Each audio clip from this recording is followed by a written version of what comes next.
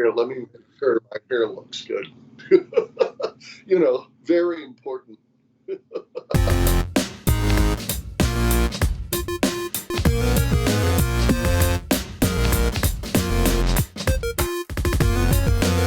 Hey, welcome to PopCast, a crowd-sponsored yo-yo show. Huge shout out to John Anderson and Taka from Spin Gear and the rest of my sponsors over on patreon.com /DocPop who help make these sort of shows possible. And this is a special show. I am going to be interviewing John Gates, a yo-yo pro, a fellow member of the National Hall of Fame, a wooden yo-yo maker, a top pioneer, and I think most well known for pioneering off-string yo-yoing, which is going to be a big part of what we're going to talk about today. John, how are you doing today? I'm doing spectacular. Yeah? You're keeping it real? I'm just doing great. Yeah. Well, I really appreciate you making time with me. I've been wanting to do an interview with you for a while, and recently I have been working on researching the history of binds. Binding with 1A kind of in mind. And, everybody keeps saying, we got to talk to John about this. So I was like, okay, this is happening. You've been making some wooden yo-yos that we can talk about. I've been dying to ask you questions about binds. So let's get into it with first the big thing I think you're known for, at least, I mean, when I think of you, this is what I think of, is your influence on off-string. Can you tell us about the history of off-string and kind of where you fit in there? Absolutely. So off-string was kind of a fluke combined with a smart aleck challenge. That's really where it came from.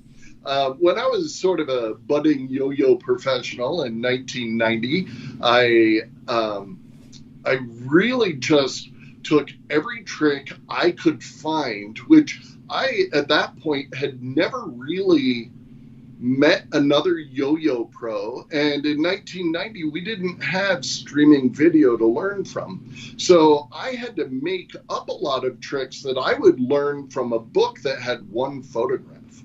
So a lot of the tricks that I would come up with were very unusual to other yo-yo players, because they would look different. They would just not look the way everybody else played, which kind of gave me the reputation of being very inventive and an unusual style of play. I also I know by today's standards, the way I play is very slow, but by those standards, I would do one trick after another, and not even give time to the pause, but just hammer them out.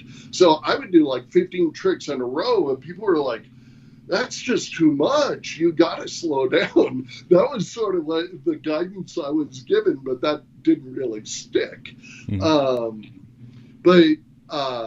I had the chance to go to two big events in 1990. One of them was the International Juggling Festival in Los Angeles. They were doing a special yo-yo workshop hosted by Stuart Crump and Dennis McBride. And it was the new yo-yo workshop, or new yo-yo trick workshop was what they called it. So I thought, that's great. I need to learn every trick I can. Well, it wasn't really them teaching new tricks. It was people getting to get up and show their own tricks. So I'm like, I've got a few people I haven't seen. So I got up there. I was doing one. At that time, I didn't have a name for it, but it was called the stall, or what I called the tidal wave, where I would throw it out, bring it back, flop it over, pull it back, throw it back out. And I did that, and I'm like, I don't really have a name for it, and nobody really else did. But then a few months later, I did catch some video of Mark Sinton doing it, who actually was, and Dennis McBride at that point said, well, I've never seen that, but I don't really think it's a trick. That was his response. I want to stop you there, because that is also a trick I want to talk about later. That's one of my favorite of your tricks. Okay. The tidal But wave that's stall. actually where that one kind of Yeah. came from, was that little thing. Now, fast forward a few more months, I kind of had my chops at this point about how to deal with other yo-yo players. And I went to um, a workshop hosted by Dale Oliver and Donald Duncan Jr. through Playmax. And Playmax made the original Pro-Yo. Mm-hmm. And there's some pretty wild history I found out about that whole thing, but that's for another story.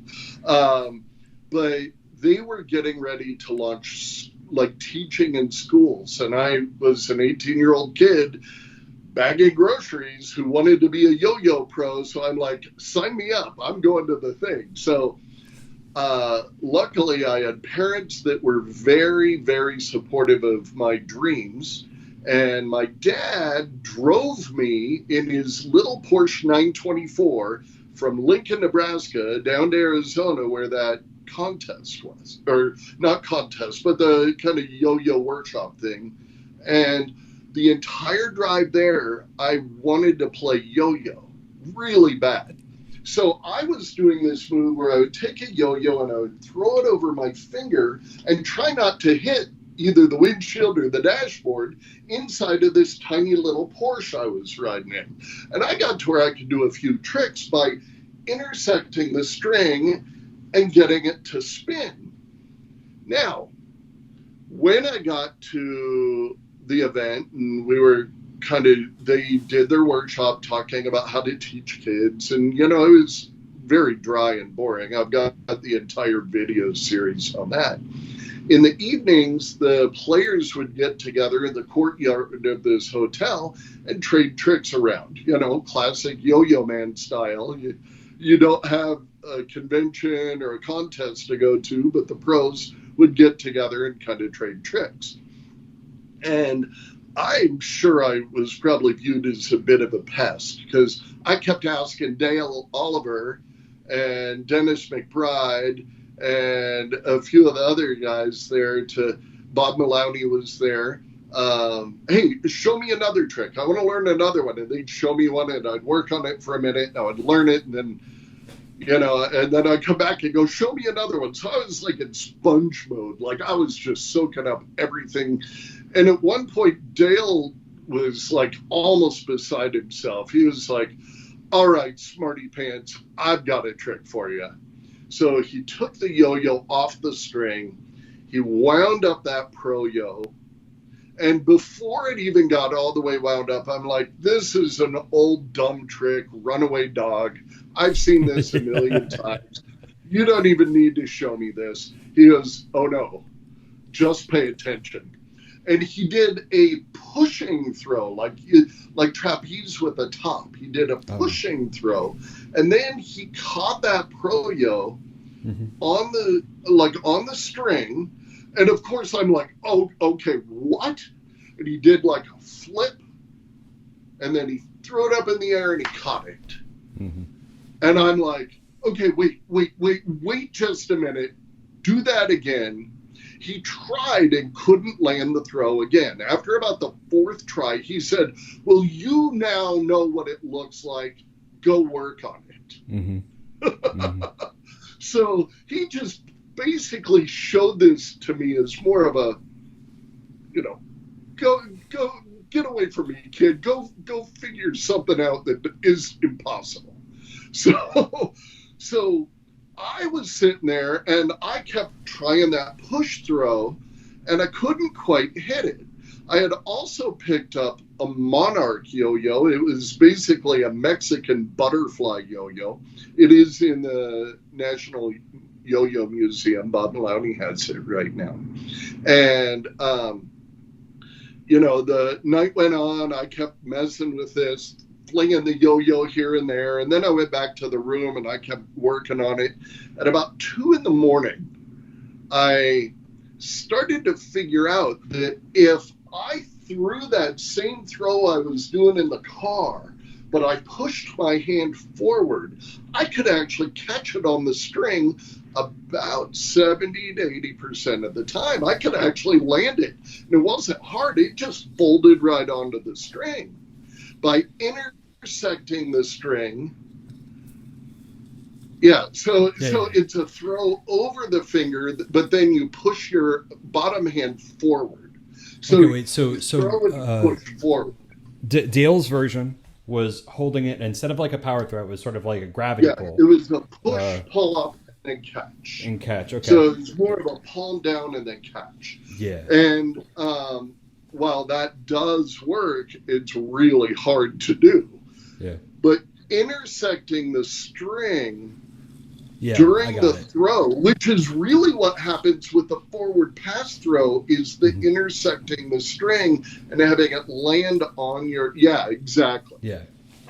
Yeah, so that was one of my big aha moments, was being able to intersect the string and catch it back onto the string. So I had been at that IJA festival learning how to play Diablo, and one of my favorite tricks with the Diablo is the elevator trick, where you wrap the string around the bottom and it climbs up the string. And of course, being the juggler, yo-yoer, young inventive yo-yo player, you always figure out a trick, then you figure out how to do it harder. That's the mantra right there. So, or you try to combine it with something you already know. So I'm like, oh, that would be cool if I could throw the yo-yo, wrap the string around it, get it to climb up the string like the elevator trick. And I'm like, okay, I'm going to work on that. So I kept trying to catch it, and I finally caught it, and I wrapped the string around it, and the yo-yo came back to my hand, and I caught it. And I was like, well, that was unexpected. And I'm like, I wonder if that would work again. And I threw it and caught it back on the string, and I bound it and wound it back to my hand again. And I'm like, oh my God, my dad was sleeping in the other side of the room. It was 2 a.m. Everybody, I think all the pros were probably drunk in their room. I started jumping up and down and screaming. I was like kicking my feet in the air. I was like screaming because I realized at that split moment that I discovered something that was really, truly different and new. Like, I have never in my life really had that eureka moment. And I was beside myself. I felt like I had like 200 cups of coffee. I was bouncing around. I was shaking so hard I couldn't hardly land the trick again. Then I kind of got it. By about 5 a.m, I was hammering that trick dead solid every time. We had our meeting at 8 a.m. the next day. So I got some sleep. On the way back, I'm like walking back. I'm so excited to show Dale what I figured out. Maybe he'd show me another version of it. I don't know. So I go walking up, and I see all in a row, it was Bob Maloney in the back. In the middle, it was Dennis McBride. And in the front was Dale Oliver. And I walk up to him. I'm like, Dale, I got a new trick for you. And, of course, all of them were kind of rolling their eyes like, oh, okay. Well, let's see what you've got. And I'm like, okay, I might miss, so give me a sec. Perfect. I intersect the string. They've never seen that. I intersect the string. I landed onto the string. I do a couple of somersaults. They've seen that. Then I bound it back to my hand, and I caught it. And I look up at them, and all 3 of them had the exact same look on their face. Their mouths were open. Their eyes were wide open, like, what did I just watch? Dale put his hand on my shoulder and said, you are the most inventive yo-yo player I have ever met. And they were just like, what's with this kid? And then the meeting kind of went on, and that was the actual, birth of off-string yo-yo. So I want to talk about that aspect of it. The Yes. off-string yo-yo was 1958. You have Dale Oliver doing off-string with who knows what. Let's zoom. Wayne Lumberg was the other guy. Yeah, Wayne Lumberg. Wayne Yeah. Lundberg. So Wayne Uh, Lumberg and Dale Oliver were homies. That's the way I understand it. mhm, They were both spin top players. The fable goes they were having trouble selling the butterfly yo-yos because they were girl yo-yos. mhm. And they were just like I was. Let's figure out something new. They were already spinning tops. So they started throwing off strings around. They figured if we break yo-yos and we show kids how to break yo-yos, they're just going to buy more butterfly yo-yos. That's the way I heard the story. That is also the story of how Walk the Dog became a standard trick. Is the lore is that they were trying to get kids to eat up their yo-yos, and actually damage the yo-yos, so they had to buy a new one. That's kind of Little part of did that they lore. know they were actually grinding them and making them play smoother. Yeah. So okay, 1958 we had Dale and what was his name again? Wayne Lumberg. Wayne Lundberg. And they Yep. were doing the throw, and it's crazy that they were doing it like a spin top, but I can totally imagine that's what they knew, right? So they were like holding and Right. kind of threw down or whatever, Right. and And then doing the pull up catch. before it gets to the end. Yeah. And Yeah. what were they calling it at the time? Uh, he didn't have a name for it. He never gave me a name for it. He just it was a fluke trick. It was like kind of just an oddball, goofy thing. It wasn't a style. It was a trick, and that was where it kind of like it was just a novelty, like Yeah. Runaway Dog, but just amplified. I early on had two names for it, and that was the flying yo-yo, and it was called stringless yo-yoing. Mm-hmm. So up until it was coined off string, and that was in 1998, I was calling it the flying yo-yo and or stringless yo-yo. I didn't feel like stringless yo-yo was the best name for it because I still had a string. But flying yo-yo represented it. It was up off the string. It was flying. I had to catch it out of the air. So that was actually sort of its original name.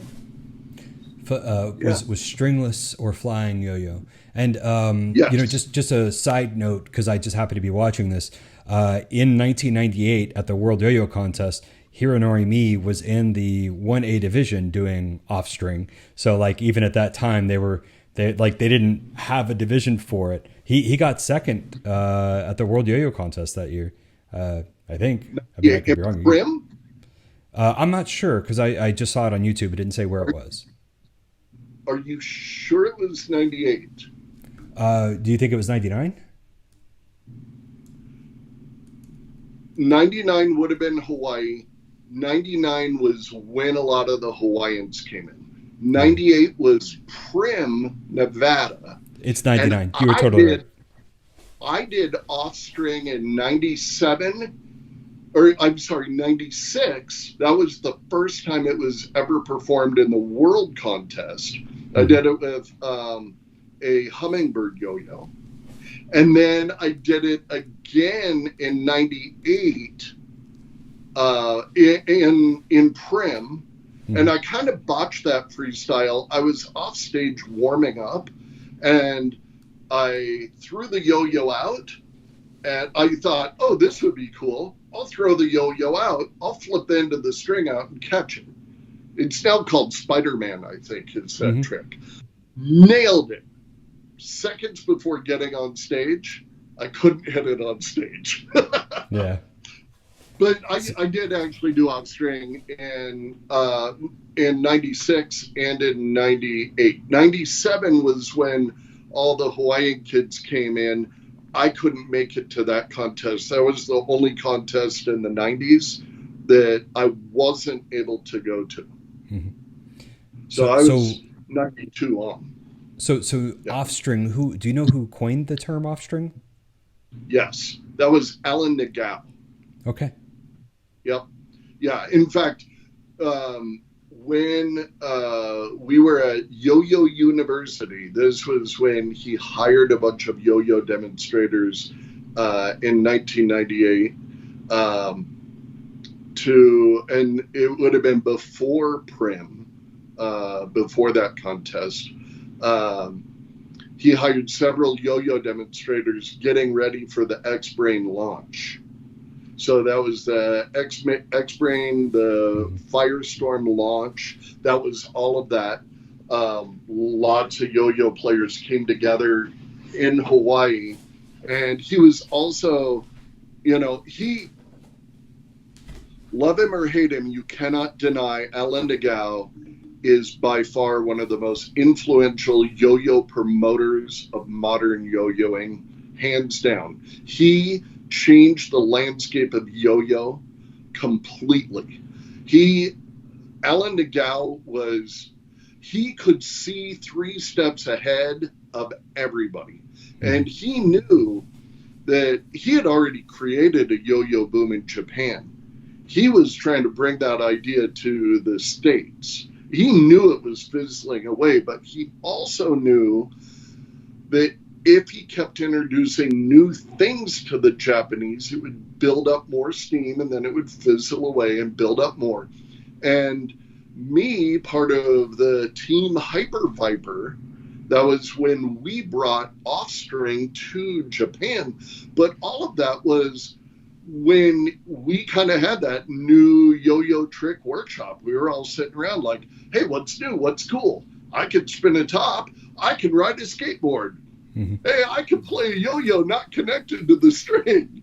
It was one of those kind of things. So, and Alan was like, no, wait a minute. Can you do more? And, and that was also right about that same time. A few of the kids were there, but Alan started to recognize that the kids were getting into a little bit of off-string. Dale Oliver had already been there and shown him the bind, and then Alan realized, wait, John was the guy who actually made all this up. So he was like, yeah, we're calling it off-string now. Because I called it stringless. He was like, no, it's got a string. It's called off-string.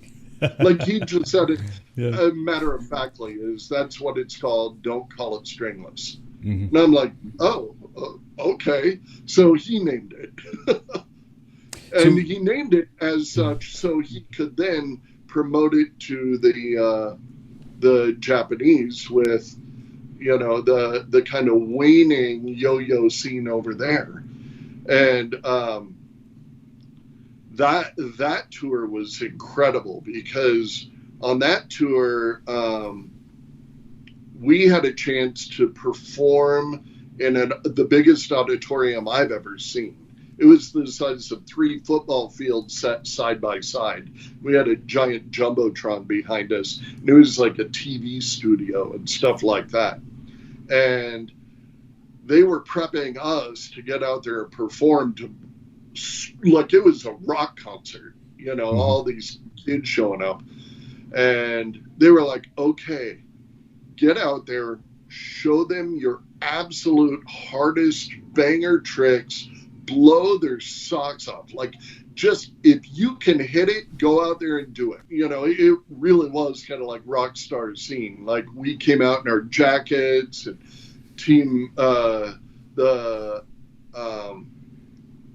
High Performance came out, did their team performance. And as Team Hyper Viper, there were a few of us on that team, were getting out there.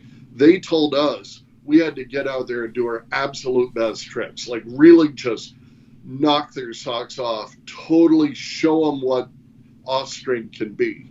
And then they got up on stage and introduced us. Now, what I didn't know at that time is when they introduced our team, is they explained to all of these Japanese kids, you're going to see the most basic elements of off-string yo-yo. These tricks you're going to see are the simplest tricks. We're not going to show you the advanced tricks. We'll save that for later.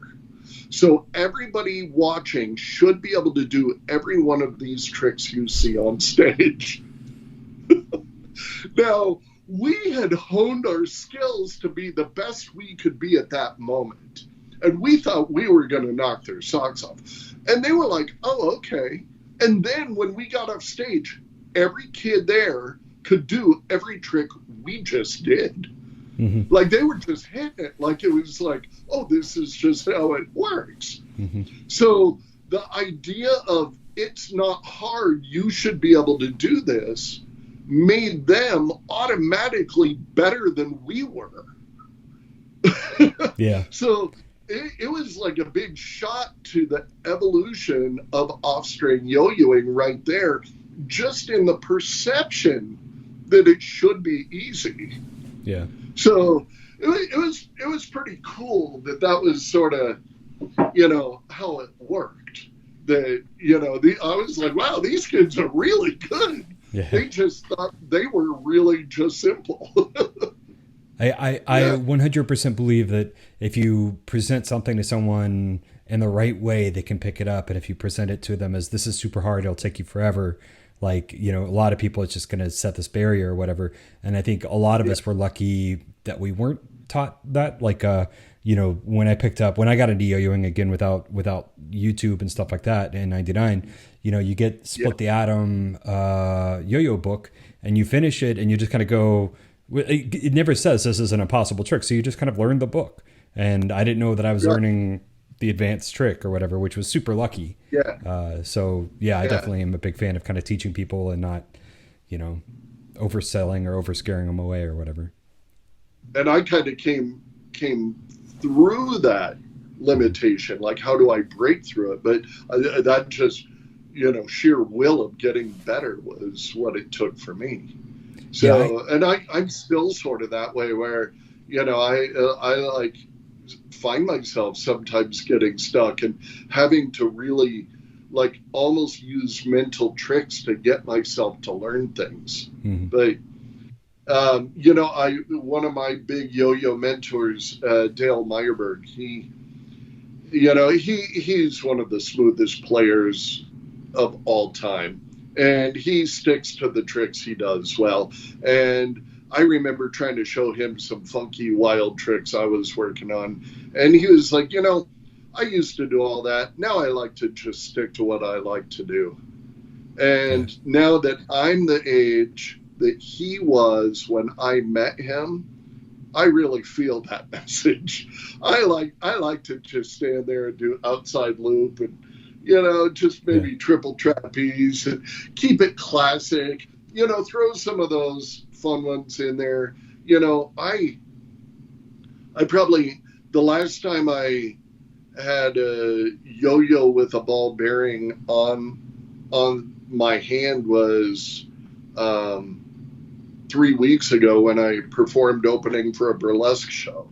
Mm-hmm. The time before that was a month prior, opening for the same burlesque show, doing the exact same tricks I had done the week show before. It's like I've got my limited set of tricks I go through. I can hit them every single time, wow the audience with some kind of, what to advanced players would be very simplistic, but that's what showmanship is about, is you kind of lean in on, making the trick presented in a way to make it have that wow factor.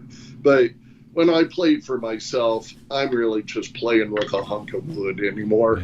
That's that, to me, it's like, I know it probably sounds like a crunchy hippie granola kind of thing, but anymore I play more for myself than anything else. And, I'll leave that, what I used to be, that cutting edge, inventive player stuff, I'll encourage the heck out of that of other players, and I'll challenge them. But for me, I like to, think about other stuff and focus on other things, get smooth, make it fun for me. Yeah. So I want to come back to the off-string thing just to kind of like get a short answer on this. Yes. Would you consider yourself a co-creator of Offstring, or do you think Offstring wasn't created until the bind, or like what's the term you have for like your influence on Offstring? I feel like, I mean, this is a tricky question because I've spent my life trying to break my own ego. Mm-hmm. I don't want to be egotistical. I don't want to brag. I like to be honest. I like to be true. Mm-hmm. I didn't invent the off-string throw. I invented the off-string bind. That's really just black and white. Never saw it before. Nobody claims to have done it before. Mm-hmm. I never saw anybody do it before. But the truth is, without that bind, some very important things wouldn't have happened. Yeah. And that is the development of the style of play that we know is off-string. So Dale Oliver was the mother of off-string, and I'm the father. Yeah. I mean, it's something really, I mean, I know that kind of sounds creepy and weird, but that's sort of, I mean, everything has the masculine and the feminine I mean, if you dive into like ancient texts, mm-hmm. they all say it. There's that, you have to have that binary aspect, and without one, the other wouldn't exist. And, if you really think about off-string as an entity of itself, I could be considered the father of off-string because I took what he had, I mm-hmm. put my stuff on it, and there it was. Right on. So hopefully that makes sense. Yeah. So, yeah, I didn't invent off-string any more than a mother and father invent a child. Mm-hmm. I just took what was there and did what was natural. So the thing that reminds me of the most is the way you're describing it. Michael Motion is considered, the pioneer, the creator, the father of contact juggling. But contact juggling existed in some form as long as juggling has. As long as humans had a sphere, they were manipulating it and stuff like that. What Michael Motion did, I think in the late 80s, early 90s, is took something that was a billiard ball trick, the thing you did before you juggled. It was the flourish. Yeah. And he just said, fuck it, this is the whole style now. Like he right. found the thing that did that. And you were describing, the off-string, toss as kind of a novelty trick. And, kind of like, not exactly like I'm going to do a routine around this, but like, oh, you like yo-yos? You're going to like this. And, boop, boop. Yeah. And yeah, that's kind of what it reminds me of, is, what Michael Motion did for that. Yeah. Without that intersection of the string and the bind, off-string wouldn't be. Mm-hmm. I think it was really those two elements that I brought to it. Because other than that, the idea was there, but the formula really hadn't formed. But I agree with you. That was always sort of a warm-up trick, not the genre. And that was when it actually started to really become a genre of play. And it was, honestly, it was Alan Nagao that saw, here's something that's really different. My kids who are in Yo-Yo Club are doing this, and they're having fun. I could see, let's get these German rubber-rimmed yo-yos. We're going to put Hyper Viper on it and have Bondi sell them in Japan. Yeah. And without, what I had done and then all that other stuff, it wouldn't be the genre that it is. And yeah, kind of like how the whole 1A, 2A, 3A, 4A, and 5A thing, that there is, do you know where those A's came from? No. 1A and 2A were one kite string and two kite string in the kite industry. Oh. When Alan Nagao was running the yo-yo contest, he called it 1A and 2A for one-handed play and two-handed play. Now, when Mark McBride showed me velvet rolls, he was like, I've got something really cool. You got to check it out. I don't even know what to call it. And he did velvet rolls for me. He didn't show anybody. It was like outside. We were like, sneak around the corner. I'm going to show you something really new. And he was like, what do you think? I'm like, that's awesome. And I fooled with it. He was like, what do you think we should call it? And he had already come up with the name Velvet Roll for the trick, but he didn't know what to call this style of play. I'm like, well, 1A and 2A is already taken. I don't know, 3A? And he was like, oh my God, 3A, it's 3A. I've got 3A. Like he latched onto that hard. In fact, he started announcing to people it's called 3A. And then 4A and 5A fell into place because we had already been doing counterweight play and we had already been doing off-string play at that point.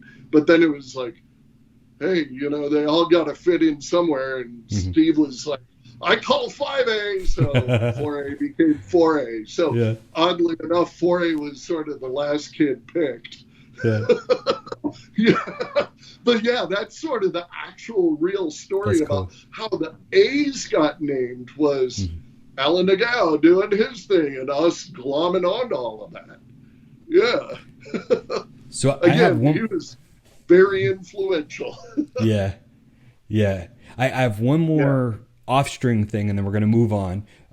This is a bit of history that I don't know if you know. I just kind of want to document it since this is like we're kind of documenting this.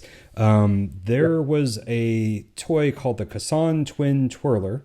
You know these guys, John? I've got a few of them, and I got mine from one of their only pros, Bob Babb. Bob Babb. Yeah. Yeah, he was a pro for that company. And I got two of them from. Here's the thing. I don't know if you know this already. Bob Babb did actually work with Dale. Oliver worked for Kassan for a little bit too. They worked together on some tour, and Dale taught Bob. I believe that Dale created basically an off-string, what we would call off-string throw with these that was horizontal. He would take it off-string, he would throw it sideways and let it spin on the ground. And Bob found that if he could get the string into there, he could actually get it to come back to him. And I bet it was gnarly because these are pieces of crap. I bet it came to his hand, but I don't think he could rethrow it again. Yep. And So really, you're absolutely right. I met Bob Babb in 93. It was 1993. And when I got my two twin twirlers from him, he was showing me that. So that's cool. maybe we could call Bob Babb the inventor of the bind. Well, I mean, although that was more of the Spider-Man trick, because it's out there and you're like whipping it. Yeah. Versus it kind of only works at the very tip. It wasn't like putting the string around and giving it a tug. But by the way, back to that. I know I said we were going to stop talking about that. What did you call? Like, did you call that a bind? No. Okay. No. It was just how to get it to return. Yeah. I didn't really give it a name. I'm like, can you get it to come back? And so it's just getting the yo-yo to come back, and I know you're on the search for the bind, and this is something that's very important to your search. There's a trick that includes the on-string bind that is a classic yo-yo trick that's been in the Duncan yo-yo trick books for years. It's called the shotgun. Do you know this trick? I kind of remember it. Yeah, can you show the trick? Shotgun, you throw a sleeper, you pick up the string, you bring it up, you take the yo-yo that's spinning away from you, you land it onto the string, and it shoots forward. Yeah. I'm not sure. It's a power throw, right? That right there, I think, there it is. Yeah. That is the shotgun. Yeah. That's interesting because I've been watching a lot of... the I've been watching a lot of yo-yo videos from Worlds and Nationals, and kind of tracking where we first saw binds. And with all the side style binds, it was that terrible bind, that like thing where you just kind of like Right. quickly just kind of put it around and you bring it to your hand. But with all of the front style binds, these same players were doing the right bind. Right. Like back in 99, 2000, 2001, it wasn't until 2003 that I saw someone do the right bind on the side style, but they were always doing the front style. And it's probably because of what you're talking about, is because they just knew that trick. It's super weird that they figured that one out and didn't figure out the other one out for like years. And it was also, I think, largely because of the off-string bind. That's the way it works.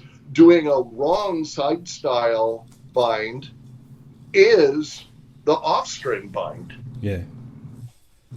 So I mean, because that sort of was the adaptation right there. Yeah.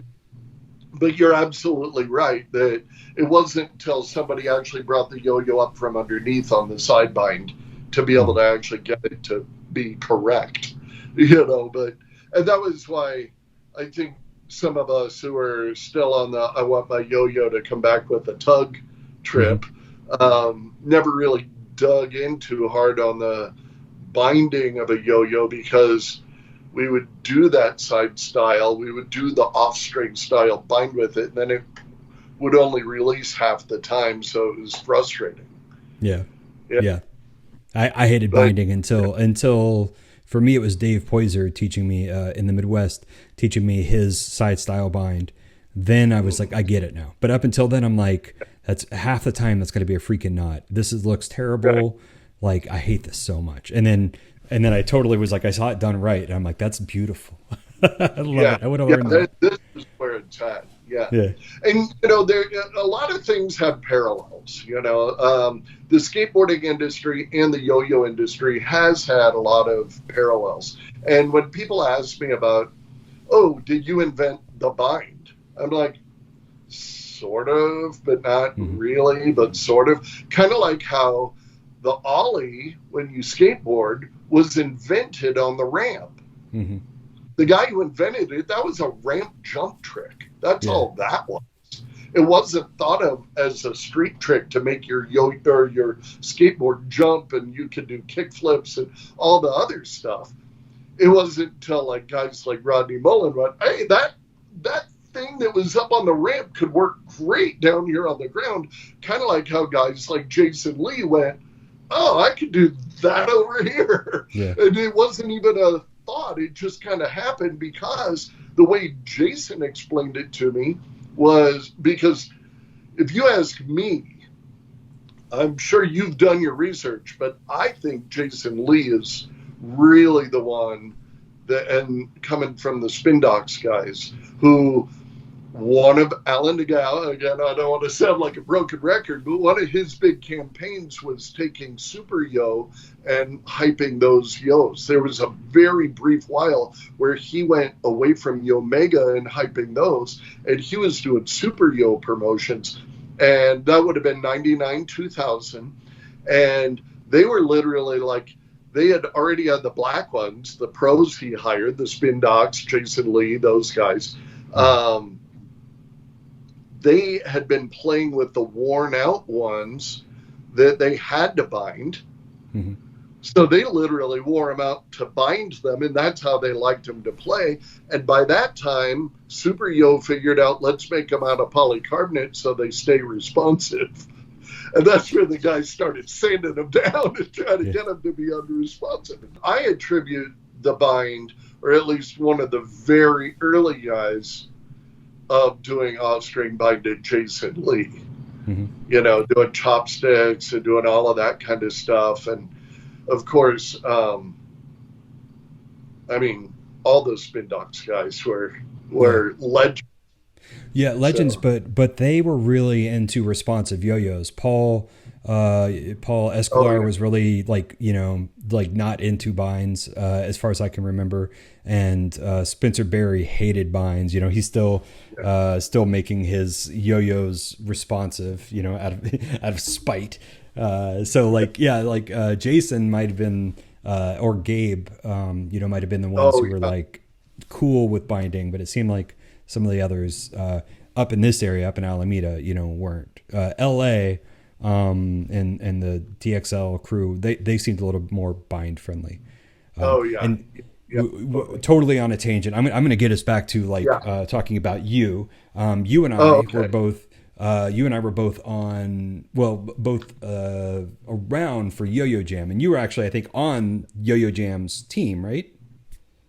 Yeah, I was one of their first pros and Yeah. one of their last ones.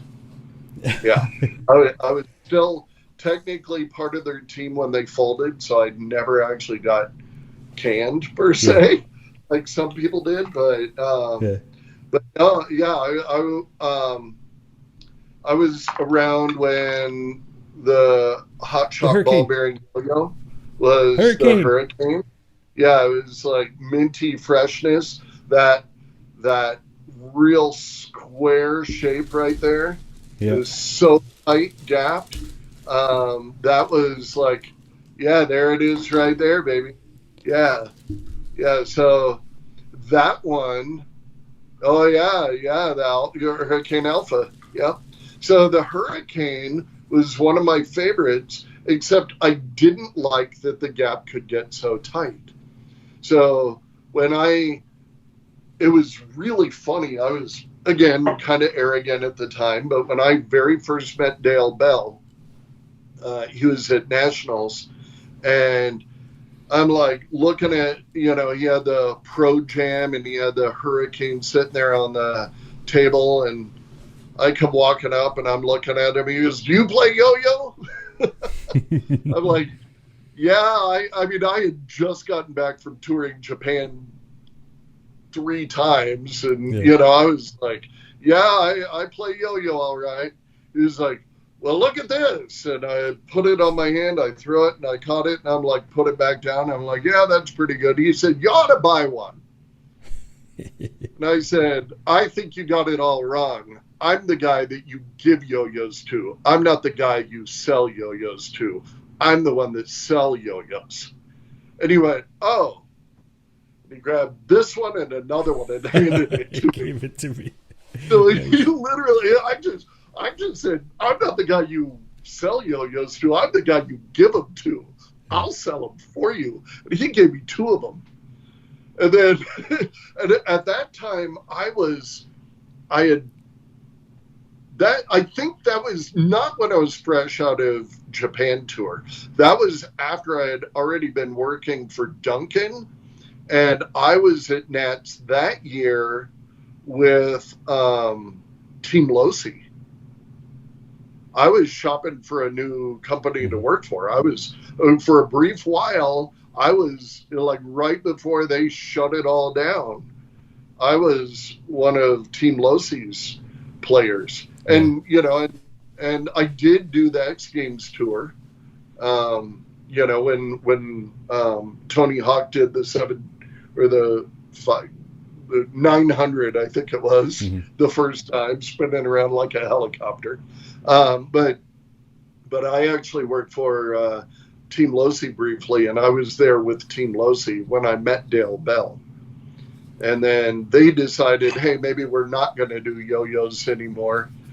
And that was when I'm like, great, now who do I work for? Because at that time I was like, do I go to work for Super Yo, because they were starting to really pop, Hmm. or do I work with Team Losi? And I like the Team Losi yo-yos a little bit better because, there's more Trade ones are classic dope. shit. Yeah. Yeah, it was more my style. So I was like more about the Team Losi than I was the Super Yo. Boy, I missed the boat on that one because I could have been right there in that berth of the real bind. Yeah.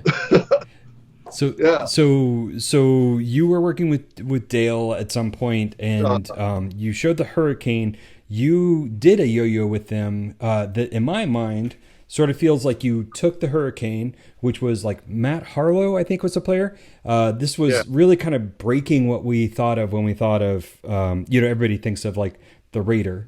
And this was really kind of more packed rim weight, different everything. Everything was really different. And I feel like I can smell your influence on the Gator, because you were like, I want this, but I want to be able to catch string tricks, and I'm not as interested in loops, but I love planet hops and stalls. Did I nail that? Am I right on that? That's very, very, very close. I had freshly been working with Duncan during that time. And with the Duncan, they kind of, in the ballistic, I hated it with the weights. I thought that whole thing was malarkey, but I really dug this shape. Yeah, a lot of people like that one. I'm like, man, if that was just slightly lower, right on that edge, you would have been dynamite. And I begged them when I was doing work with them, make that a little bit lower. And they're like, we're not changing the molds. Yeah. So they just, leaned in on this. Then I kind of, went over to Dale, and after getting one of these, and he was like, at that point, Linda Singh Peel, she was part of the team, and David Capurro was part of that team before I got there. Mm-hmm. And then I think I came in right after the two of them. And they had already made the electric yo, which was David Capurro's yo-yo. And they already did Linda Singh Peel's First Lady of Yo-Yo, or what I think that was her handle, which was, both of those were just modified spin factors. And I had been throwing around this yo-yo Dale made, and I was still wishing it was this. Yeah. And I'm like, all right, you just need to kind of cut that center line down a little bit. And, we weren't sending photographs back and forth. I would talk to Dale probably 2 times a week on the telephone, maybe 45 minutes at a time, talking theory and concepts and how to build yo-yos and what works and what doesn't, what I liked and what I didn't like. And he sent me, and that was part of my exploded box of yo-yos that right before this interview happened, I was going through my prototypes and they all fell on my floor. I have about 5 of these he kept sending me, with progressively deeper and deeper edges until it was right where I wanted it to be. And I remember calling him and I'm saying, that's it, make it that way. But you need to have the gap when it's all the way tightened down a little bit wider. That was all I said. And then the next thing he sent me, it was like not more than a week later. I don't know if you can see that logo. Yeah, look at that thing. Yeah, and there it is. And with that right there, that was the first Gator Jam. And it wasn't called the Gator Jam. Do you see what it's called? The Gator. Yeah. The Gator. That's what I wanted it to be called, because my dad's, he's like, we're going to call it your nickname. Whatever your nickname is, we'll call the yo-yo. I'm like, I don't have a nickname, but my dad does.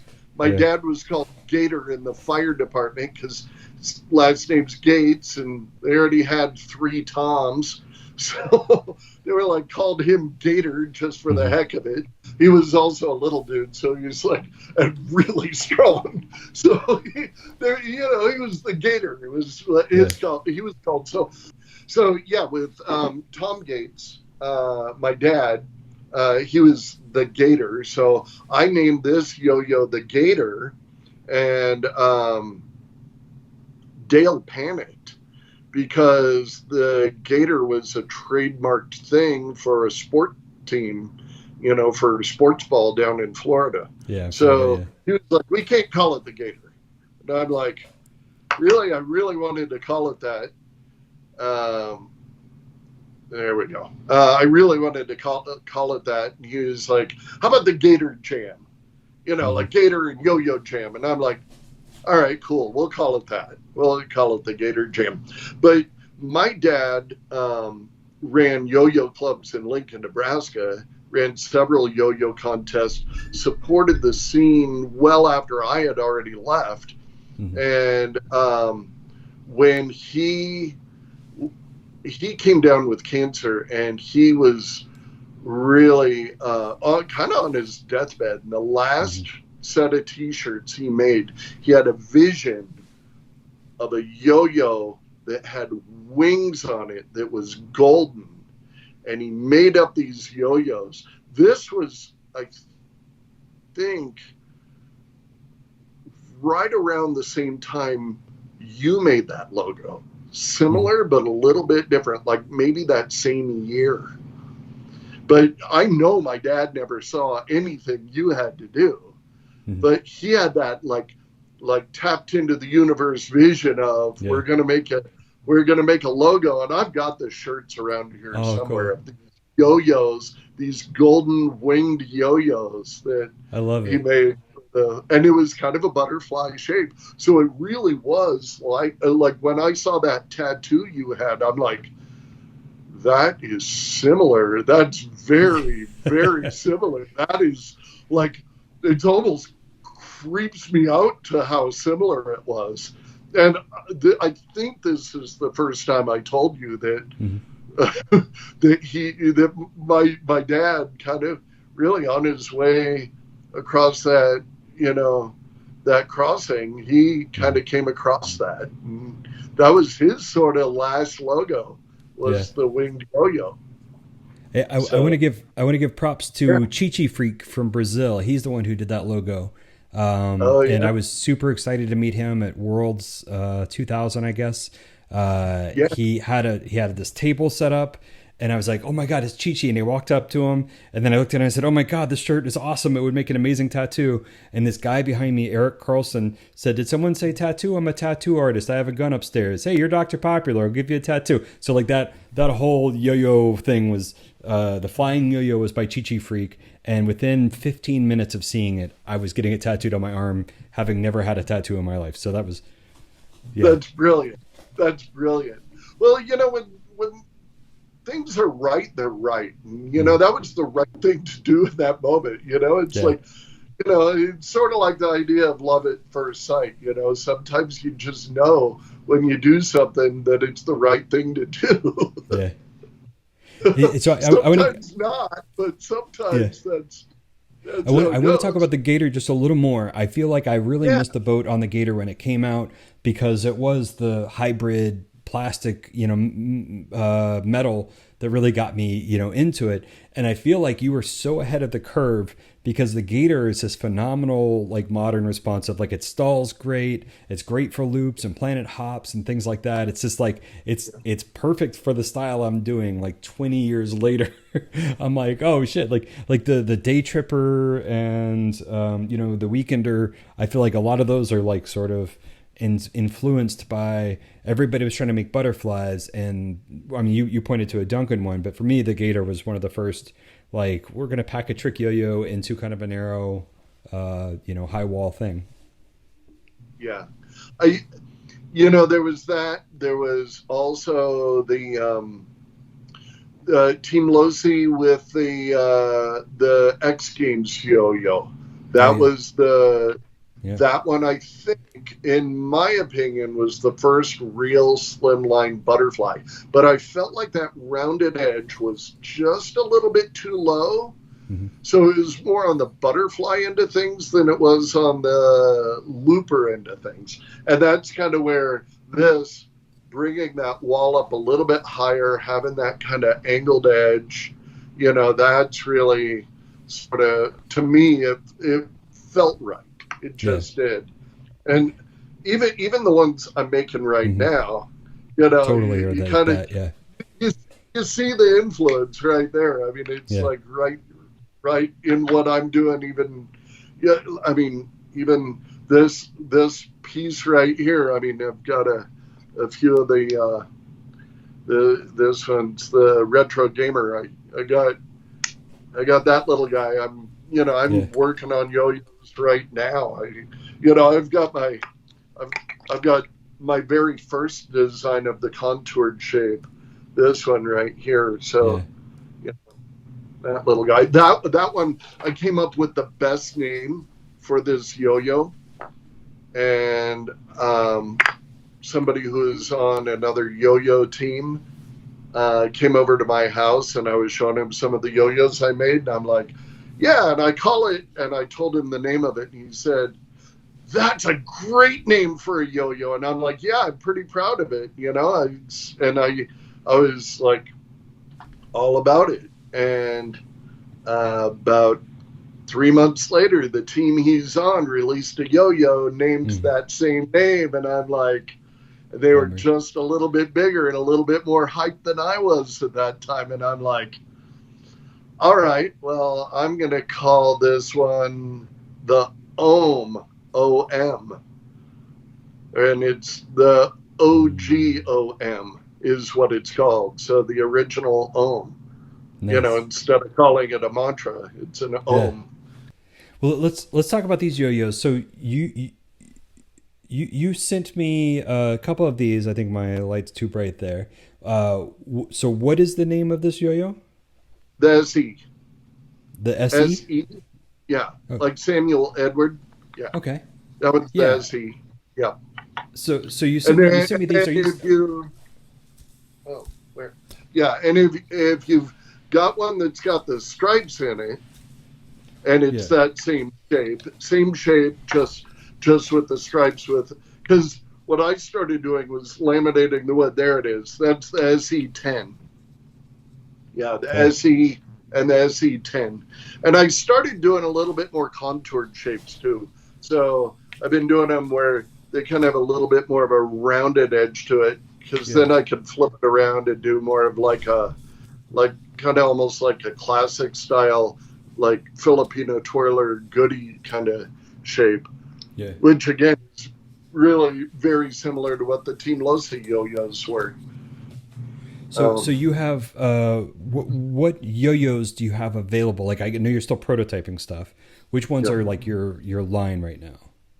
Well, you know, every single yo-yo I make is a prototype. Mm-hmm. I mean, that's the hazard I had to learn early on in making my yo-yo company is you can make a yo-yo in a million ways. And I just boiled it down to really 6 of them. Yeah. So I have 6 yo-yos right now. One of them I'm not releasing under the Gates yo-yo name. That is found exclusively at Rain City Skills. And that is the Retro Gamer. It's kind of funny, that yo-yo, I had made the SE10. I was like, okay, I'm ready to go. I love the SE10. It's dialed in. I'm got all my material ready to start cutting away at it. And I got the email from Rain City, and they're like, hey, we want to do a collaboration, and we want to do it for the Gamer. It's a very popular yo-yo. I'd never seen the Gamer. So I looked at that, and I'm like, they look like smaller versions of what I'm already making. I'll just make a small version and give them all to him. Mm-hmm. So I paused production on my SE10s that I was about to roll into and just started hammering away at making the Retro Gamer. And I did it as a bigger, like I bit off more than I could chew with that project. Because sometimes, like when you're making yo-yos, you don't make one yo-yo at a time. What you do is you batch them out. Kind of like washing dishes. You don't wash a dish, rinse a dish, dry a dish, and then do the next one, unless you want to stand there all day. Likewise, it's challenging when you've got a mountain of dishes next to you to get through all of them. So if you can do smaller runs and do batches, like, okay, in this batch, I'm making my puck. And then you do like 20 of those, and then you take those 20 pucks and you drill the center hole in that so it's dead center in the middle of the puck, unlike how a lot of people do it where they try to drill it and make the puck at once, which I found makes it a little bit off center. So every single step of the 35 steps of the way I make a yo-yo, I've analyzed each individual step that I do and tried it in about 10 different ways, just that one step. So I could actually break it down into, okay, which is the most efficient and which is the most accurate. Mm-hmm. So making one yo-yo and making 10 yo-yos to me is almost the same amount of work. And it doesn't take that much longer for me to include 9 other yo-yos along with making that one yo-yo. That's what I really discovered. But once you hit that threshold of about 30 to 40 yo-yos is when it feels like you've got too many crackers in your mouth. You can't quite get through it. It's like, all right, let's keep the batches a little bit smaller, keep them all the same for each batch. But really, it's broken down into really 6 very simple designs I've got. And several of them have to do with actual diameter. I started doing dyeing of yo-yos because the very first set of prototypes I had back in 2017, I took to Iceland, and some guy told me, hey, these are really cool, but you ought to put dye on them. I don't know if you remember telling me that, but that was you. No. I don't remember that. Yeah, you're the only reason they're not natural colored. You're literally the only reason I even entertained putting dye on my yo-yos. Mm-hmm. So thanks for the influence. I take it wherever I can. Yeah. You mean like staining, not just dyeing, right? Like, okay. Yeah. Staining. Yeah.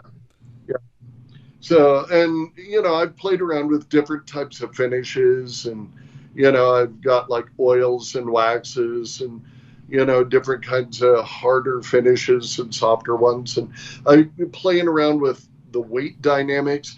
Every single yo-yo that I produce, I make sure they may not look symmetrical, but each half is within 1/10 of 1 gram of each other. Mm-hmm. So I actually take a scale and I'm weighing out halves to mm-hmm. find their partner. Yeah. So, and that's why when you said, wow, they're really smooth, I mean, that's why they're really smooth. They don't just, I think that's the funny thing is some people get really caught up in symmetry, mm-hmm.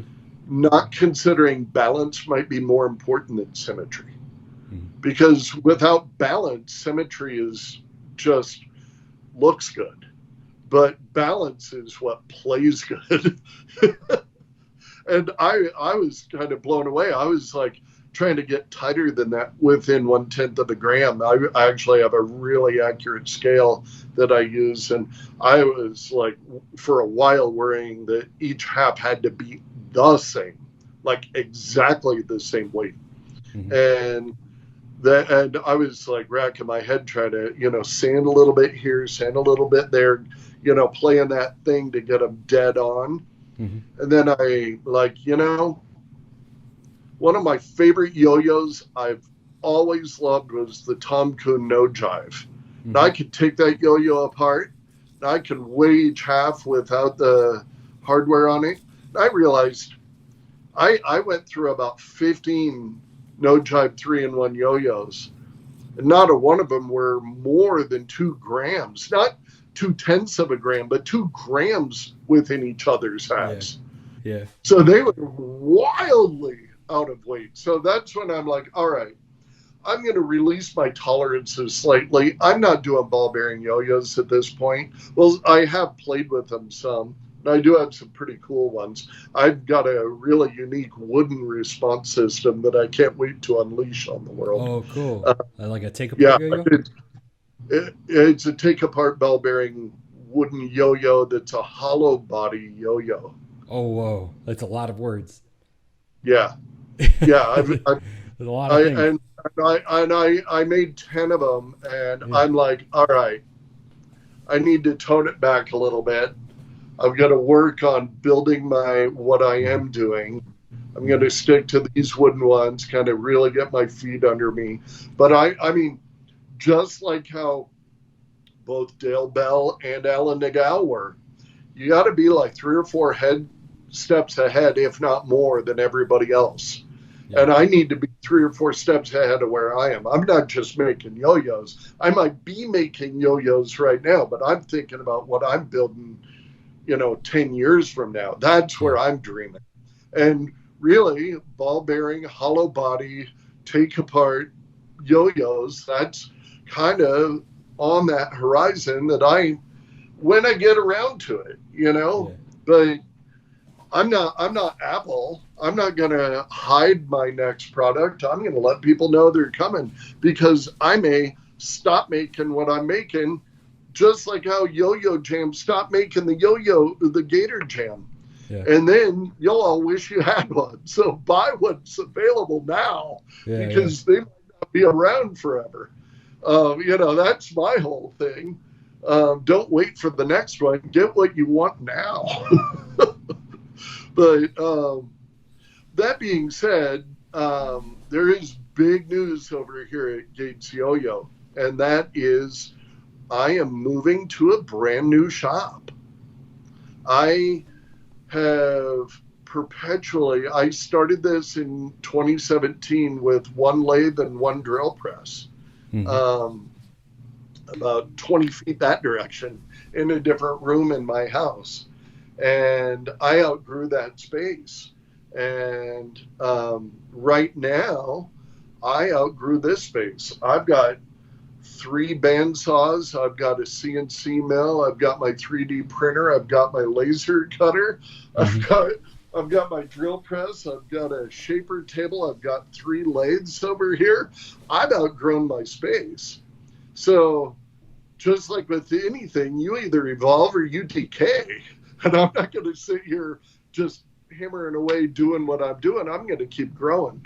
So sadly, what that means is right now, if you visit gatesyoyo.com, you'll get a taste of what's available. There are a few available, but they're no longer on my store. So what that means is if you want one, you got to email me. I'm going to dig through the few that I have left, and I am going to be selling them for the price that's on the store. But I don't want to sell out my stock and have it be sold out there. So there are a few available, but literally Monday morning, all of the material, I'll give you, it's a mess in here, but there's my lathe. Nice. There's my workbench. I've got my mill over here. You thought I was bragging about my band saws. I've got one here. I've got one here. I've got my drill press here and here. I've got my antique drill band saw over on the side here. So I really have outgrown my space. Yeah, I'm excited. It's gonna be a really good transition for me. It's time to move on. So. That's the thing with yo-yoing, is sometimes you think that yo-yo will be available forever. But as you know, and I know, the bolt, the original bolt, you're not getting another one. And that was one of the most brilliant things Dale ever made. You collaborating with him, and yeah, there it is. And, I've got one sitting on my garage floor right now, poured out with a bunch of other stuff. But yeah, you just can't get them. So if you see a yo-yo you love, grab that thing. Trading is a lot of fun, but you'll regret not having that yo-yo when you get rid of it. It's just how it goes. That's why this yo-yo right here, I don't know if you remember, but when we were on the Fast 201 tour together, you and I, this yo-yo, you said, I'm going to put friction stickers in mine. And you broke off the teeth and you put it in. And me being the I love responsive yo-yos, I said, yeah, I'll put a friction sticker in mine too. And I put it, do you remember me putting one under the cap? Yeah, I think I remember that. Yeah. This is it right here. I still love the Fast 201. You gotta love that buzzsaw noise. With the teeth. That whole... The sonic spin ain't got nothing on this thing. Yeah. That buzz. But, that taught a ton of kids how to play with yo-yos. It was great. So So that's what you're talking about is the you and I were on a tour with Yo-Yo Factory, their very first Yo-Yo, the Fast 201. We were in San Diego, I think, for 3 months, doing shows both in San Diego and on the other side of the border. There was yeah, times where they had us doing a show. Was it Tijuana, just south of us?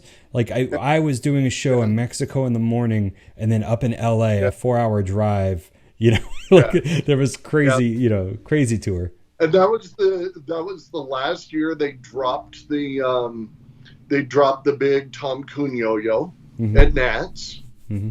and everybody except for me and one other demonstrator, they decided you guys need to stay here because we do have an event booked at a Toys R Us Yeah.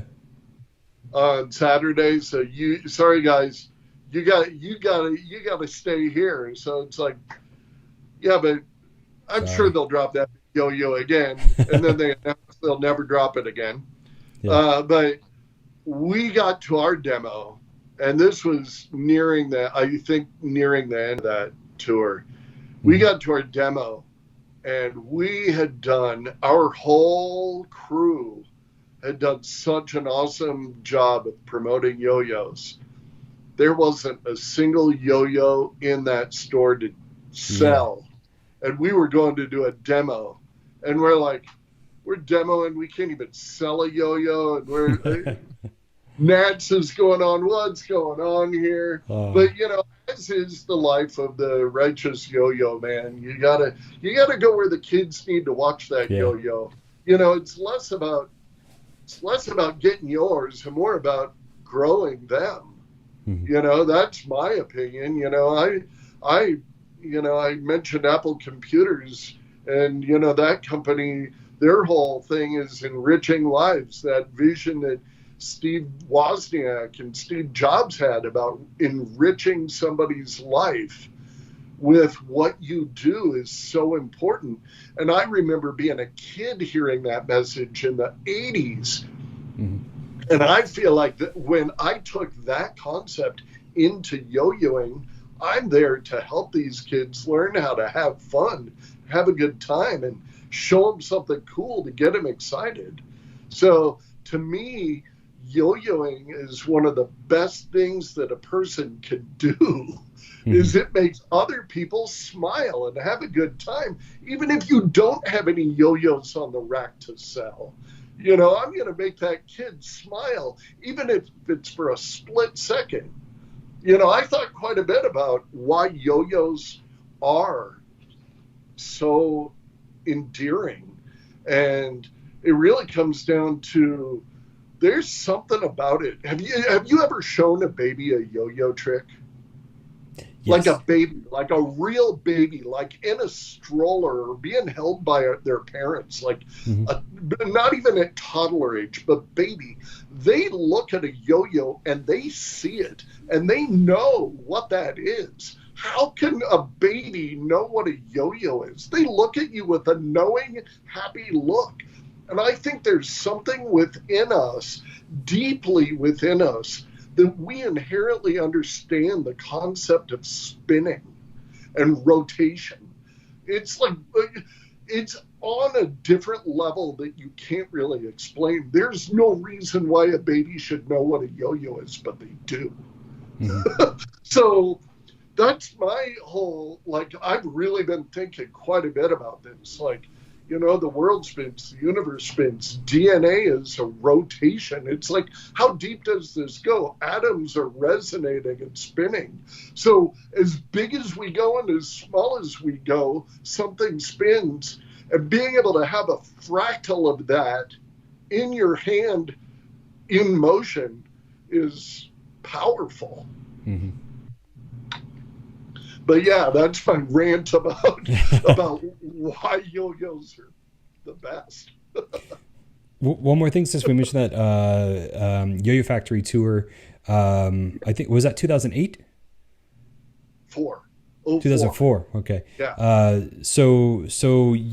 I missed the boat. I got into yo-yoing in '99. I missed the boat on these Japanese tours and going to Hawaii and huge shows. I never. I Yeah. mean, I organized Mall of America yo-yo contests, which were kind of big, but I never had that experience of like get on the bus. We have to go to the next stop and rock this massive crowd. You were the Um, result of what we were yeah, doing. yeah, You yeah, were the very out. much. Yeah. Yeah, Yeah. there was the guy who hired me to work his yo-yo stand moved from LA because he saw a big yo-yo boom happening and he knew it was going to go east. So he was Yeah. like, I've always wanted to move to Nashville. I'm going to move to Nashville and open a yo-yo store. And he was like months ahead of this boom. It was like a couple dead months, and then all of a sudden everyone wanted a yo-yo, and we had we had 3 stores. So like, yeah, I was very much the result of the work that you were doing. But the Yo-Yo Factory tour was kind of the closest thing I had to the big stardom thing, and that was like doing shows at Walmart's mostly, and a couple school shows. But that was like 2004. The boom had kind of busted, so it was kind of nice to see people putting money back into yo-yoing and feeling optimistic, because it felt not very optimistic. Because for a while you couldn't give away a yo-yo in 2002 or whatever. But the 2004 tour was also like, a bunch of us old pros, and then like Paul Hahn, Jason Lee, Yuki Spencer, like these, like, it was a really awesome thing. We were just like all like, we were all in Imperial Beach, on the Yeah. coast, Yeah. like boogie boarding in the morning, doing our shows, boogie boarding at night.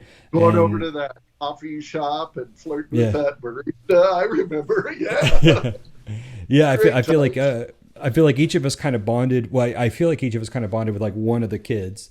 Like I think I was working with Paul Hahn, but I feel like I really kind of bonded with Jason Lee or whatever. Like, and I think you had the same thing. Like, kind of like, oh, these are super young, but cool kids that are going to be awesome adults and stuff like that. So that was a Yeah. really fun experience Totally. for sure. Yeah. Yeah. It was. And see, to me, and actually, what I learned, kind of growing up, and in that early days with Dale Oliver, and kind of going to the yearly yo-yo meetups and stuff. That was exactly a yo-yo. Like that whole thing encapsulated what happened from really what Barney Akers pulled together in Hmm. the 30s. And that was the job. You roll into a town, you make connections with some stores, you do a few demos, you get everybody excited, you sell some yo-yos, and you move on. So it was the antithesis of what a real yo-yo tour was. Hmm. And it was brilliant. It really was. But that it was like that was just another one of many. Yeah. I'm sure they went on after us. I mean, they're probably going to be going on for a long Yeah. time. But the whole idea of the formula of rolling into a town and having the team come together and get little crews and going out Hmm. and doing the shows and getting everybody hyped and running a contest. That's the formula right there. Yeah, And it's I, I brilliant. don't I don't know if we'll have another big boom anytime soon, yo-yo boom. But I remember it might have been you on the tour. It could have been Ben McPhee. I think it might have been you who was saying the experience there was sort of similar to the first wave of the first boom, where the yo-yo pros, I think Dave Schulte would have been one of them. The yo-yo Yep. pros were going and doing these shows at Walmart's for like 3 kids and then leaving and Yeah. kind of being like, am I really making this company? Like, how are they affording me if they're only selling 3 yo-yos? But then there's the second wave that came through to the same town, a month later, because of the seeds the first one threw. Like, so there was this experience for some pros where all they got to do is go and just kind of do these hollow, toy stores, Yeah. and then this experience for the batch after them, they were just like, oh my god, everybody's into, they're like better than I am. Right. Everyone's super into it. Yeah. Yeah, that actually, yeah, that's the tricky thing. Have you read the book, The One and Only Yo-Yo Book by George Malachi, I think it is. I forget the last name, but it's called The One and Only Yo-Yo Book. And it was written, I think, in the late 70s. Mm-hmm. I But this don't think I've read book, it. Yeah. but this book was about yo-yoing from the 1920s to the 1970s. That was like what this book was about.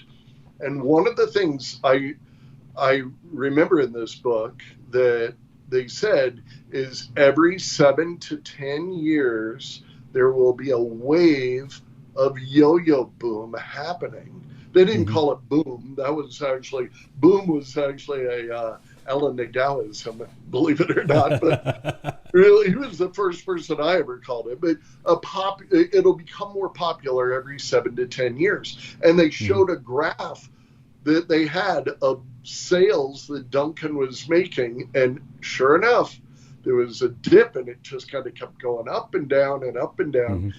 over that 7 to 10 year period.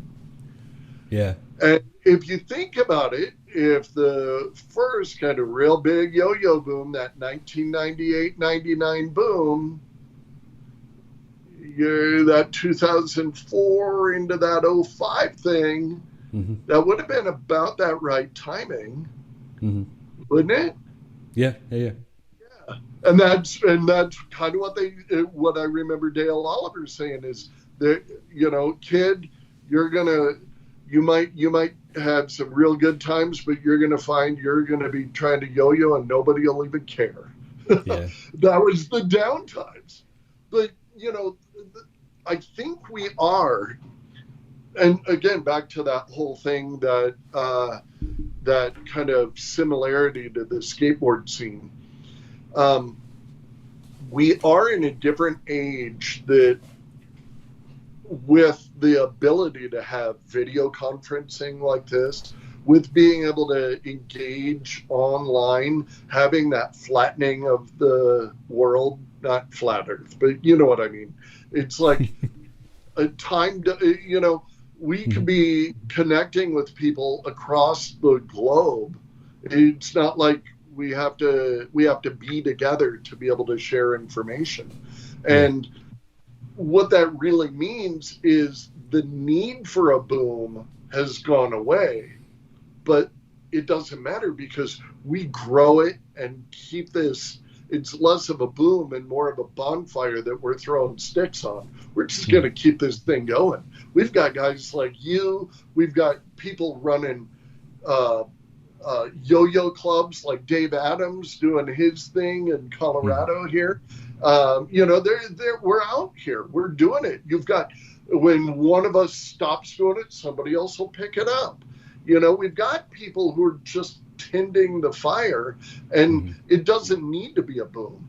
Just like how skateboarding was a fad-based thing through the 60s, and then it died for a while, and then the 70s with urethane wheels, then it died, but then those kind of, crunchy surfer kids that were rebellious started riding, and then they didn't treat it like a fad. They just kept doing it. And they turned into X gamers. And it just kind of created a thing that just kept going instead of being an ebb and flow of a fad. So I really see the market has changed enough where booms don't need to happen. It doesn't have to anymore. Yeah, it might be magnificent when it does, but it doesn't need to. We can sustain ourselves. You are developing amazing collaborations with different companies. Like that entire dynamic of having one yo-yo pro not even be on a team doesn't even need to be a thing. So, and I really attribute it to our ability to communicate, because, yo-yoing is kind of communicating. That's what that is, back to that whole baby thing. Yeah. So I want to get back to one final bit. We've talked entirely about yo-yoing, but you have had a massive influence on the top world as well. Chris Neff, I reached out to him, and about you, he said that John's a significant influence in the spin top world as well. First thing that comes to mind are his experiments with ambidextrous regenerations. Then, of course, his signature spin top with Yo-Yo Jam was one of the best for many years. And I want to talk to you about the tops because, Yo-Yo Jam has a special place in my heart. These tops are amazing. First off, what do you see when you see this? What is this? That's the Chihuahua. Yeah. This is the Chihuahua, the original Chihuahua, the fixed axle. Yep, sure is. Yeah, that looks like one of the early prototypes that Dale made. Yeah. Yeah. And then they kind of got bigger. There was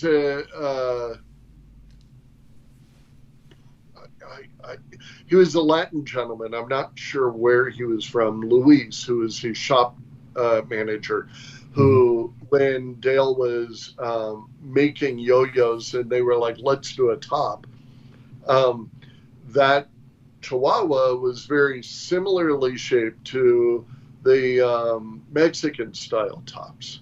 Really?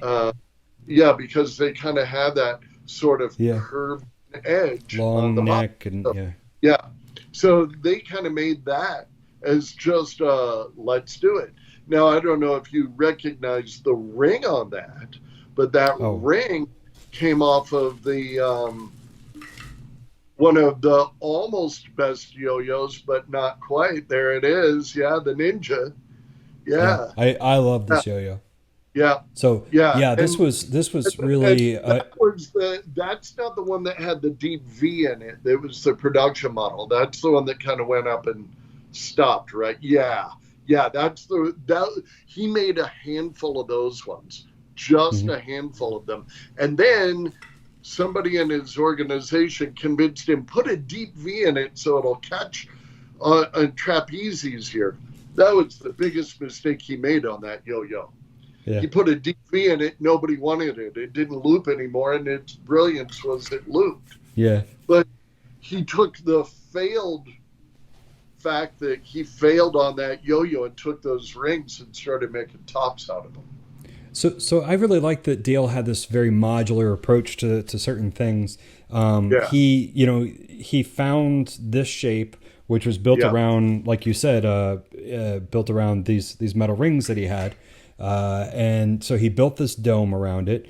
This dome worked. He used it throughout his designs, including yours. Oh, no, I guess that design really is different. Little bit different on mine, yeah.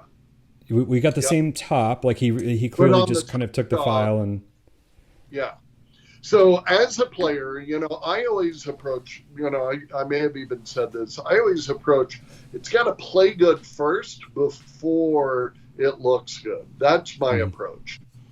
And when Dale sent me your prototype Chihuahua there, he sent me that one and I threw it and I'm like, it's neat. I can spin it, but I don't like to play with it. It's terrible.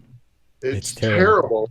And he was like, and he said to me, and this was early on before I learned how to actually share with him how to modify things. I said something and he did exactly what I said. I wish I hadn't told him this. I said that top, because we went back and forth talking about that top. And I'm like, that top would be better if you just had a straight line from the ring to the tip. Just make a V out of it. That would be better. Not thinking that he would actually do it. Yeah. I thought that was one of we're having a conversation, you'll figure out how to, there it is. That was what he did after I said that. It's much better. I mean, it is much better. It played a lot better. He sent me, he after playing with the Chihuahua, it wasn't more than like 4 or 5 days later, I'm like, that darn thing would be better with a straight line on it. Thinking, we're probably going to talk a little bit more. After thinking about it, more of a rounded, softer shape would be better. So I was getting ready to call him, and I got a package in the mail with that straight line on it. And I'm like, I can't believe he just Did it? made an entire mold and molded plastic. He formed that plastic, and how did he do that in 4 days? It Yeah. blew me away. He made an entirely new top. Um, I got my buddy here. Ooh, This puppers! is Willie. Yeah, yeah, Willie. Yeah. But yeah, so he made that top. It played pretty good. I played with that top, won the 2000 World Spin Top Championship with that top. Mm-hmm. And then he was like, great, let's make another one. And I'm like, all right, I'm going to take my time and I'm going to really explain to you exactly how I want it to be. Yeah. And that's when he made the John Gates World Champion 2000 Spin Top.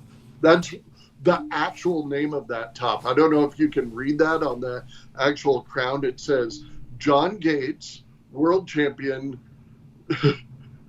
Yeah, 2000 on it. Yeah. So this is But a wonderful. he did make a couple ones. Like the first one he sent me, he misspelled the name, so it was a John instead of a Jon. I was so mad when I lost my John That's what this one says. top. It's a John. Is it This an one HN? Yeah, Oh this one my has goodness, a you John. have like one of like 20 that were made. That is one of the rarest. I don't even have one. I'm envious of you. I'm looking around like, what can I trade you for? We'll trade something for this. I'll make a whole. Hey, let's make a Bolt tribute. We'll work it out. We'll work it out. I want that top from you in a way that I can't even describe.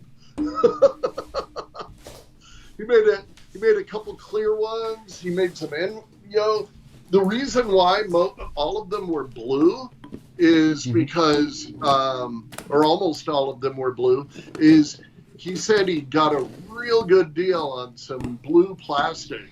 Yeah. I pretty much think he got it for like pennies. So that weird plastic he had. Yeah, yeah. So was that's that an influence like what on I'm dealing this? with. I've got a bunch of Delrin, so that's one of the fixtures I made. So I'm making Delrin yo-yos, not just wood ones. So I don't know my timeline of tops. Did this come out before this? The Duncan whatever top?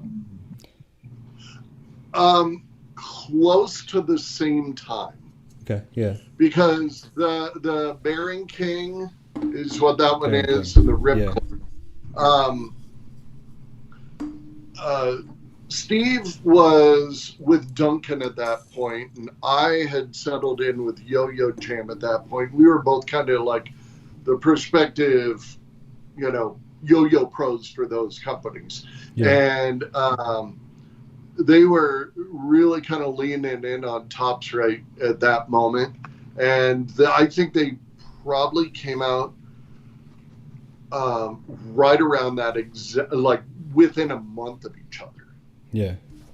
Yeah. So those two tops came out about that same time, because I remember, I think it was, I went to a contest in, I think it was Joe Mitchell's store was hosting, Joe Mitchell. Yeah. Yeah. I forget the name of the store, but he was hosting a big yo-yo contest, and Steve Brown and I were roommates. He hired us to come be judges at that contest. And that was right after I got my tops and right after Steve got his tops. And I remember the two of us playing with them, and pretty much we kept dropping them on this church floor and blowing up the tips. And, they were like barely able to hold together. But we had a lot of fun. But it was at that contest, maybe 2000, 2001, maybe. I think it was probably 2000. Because That was right before they started to release the freehand. Yeah. It was like right in that same Yeah. region Yeah. because they were still modding the Duncan wheel, and they were that guy was doing the aluminum Duncan wheels. Do you Mm-hmm. remember those? Mm-hmm. Yeah. So it was right around that same time. I forget exactly which year. I Well, want to cool. say 2000, 2001, right So, around so, there. so we talked about your Yo-Yo Jam tops. We talked about your Yeah. Gator Jam, and I know I said I was going to wrap up, and I do want to wrap up. I want to real quickly though, like aside from off string, you have a couple tricks that people love that I believe are your tricks. This first one here. Tell me, is this your move, the tape measure? Oh, I probably did that wrong, right?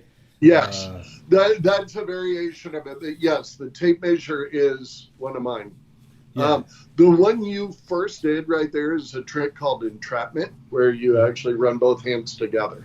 Yeah. But Oh, yes, right. and So that's tape just a measure is variation. just Yeah, yeah. tape measure But is the just the tape without. measure is flying trapeze, slide the yo-yo into the palm of your hand, and then let go.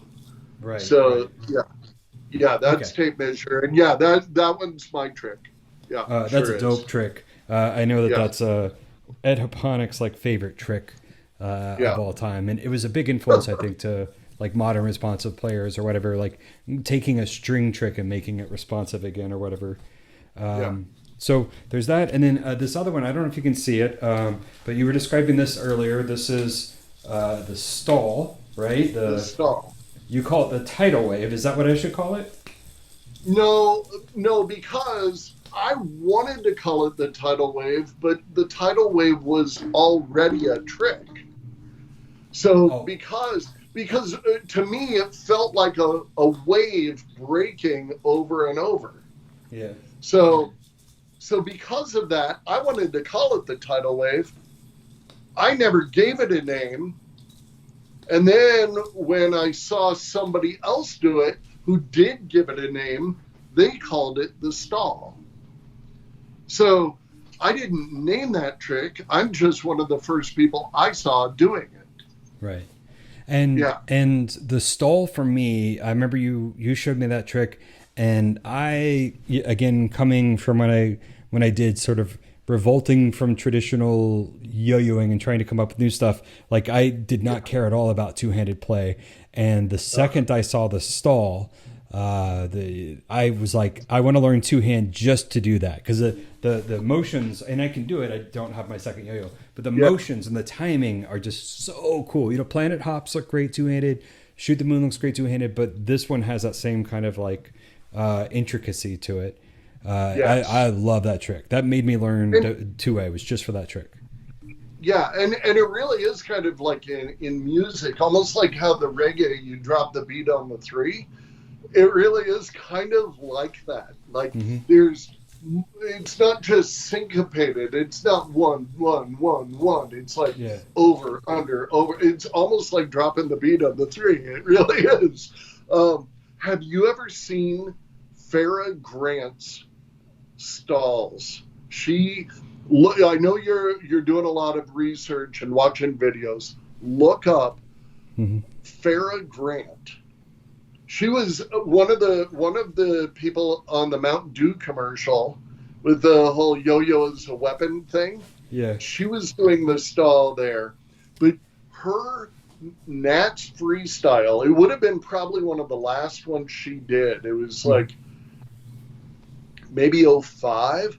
She, in my opinion, when you want to talk about the stall and being able to do it, she did an entire freestyle centered around trying to play with the stall. Oh No wow. loops. You know Yeah. loops. The whole freestyle. And she was incredible. She did it to Rocky Horror Picture Show. Nice. That Let's whole do the Time Warp time warp. song. Yeah. Yeah, yeah, she totally look that up. You Yeah. need to look up that freestyle because she is a hero in my book on the way she plays. So yeah. So I had another stall that I do, and I don't know if it's one that y'all were doing because I don't remember if it's one that you just showed me a variation of the original stall. The original stall, hits the palm, goes out, and then it's got like a planet hop.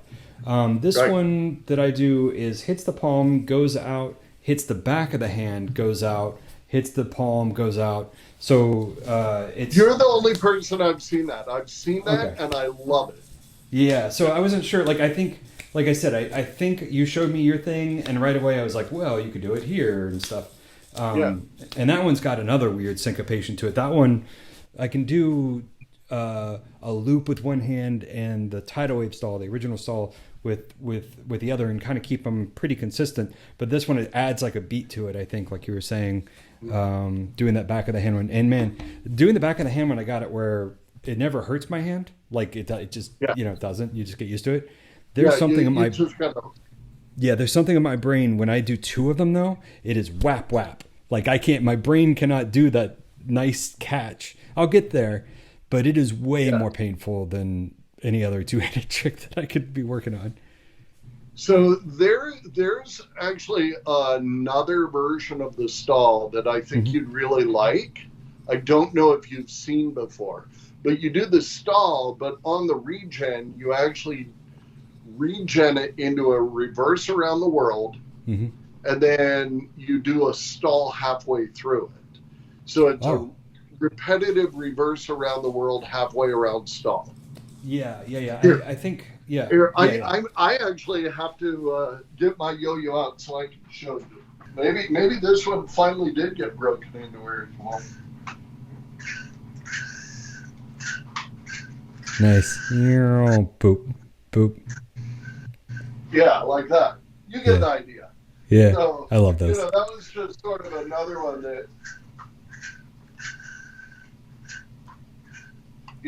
like that. Kind of has a three-leaf clover complexity to it. Yeah.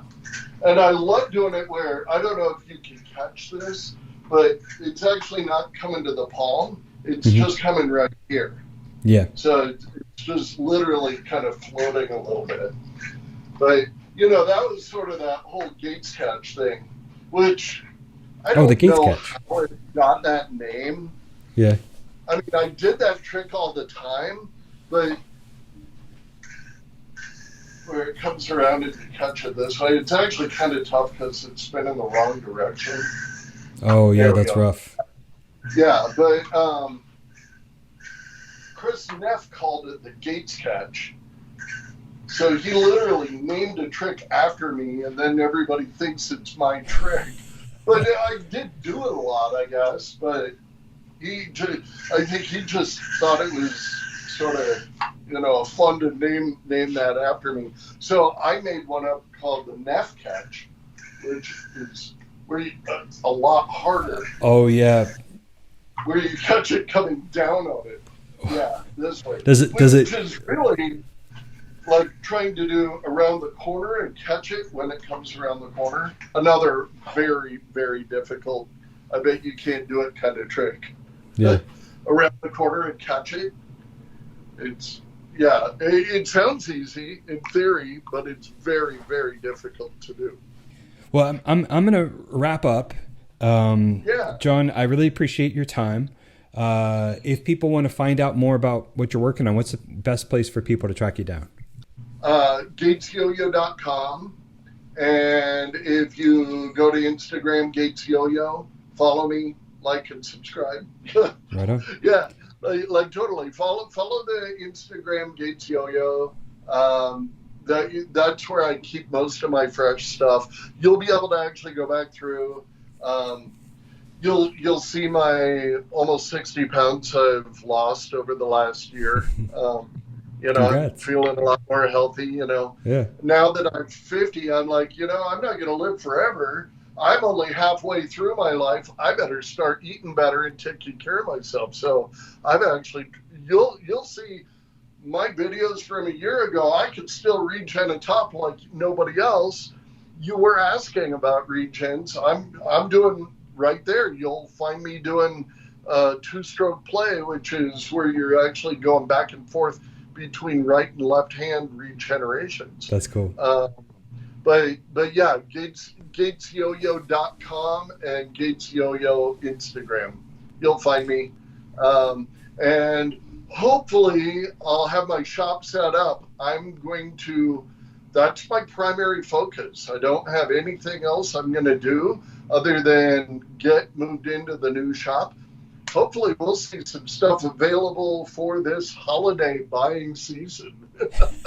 So you want to get some new stuff and use that gift card Grandma gave you,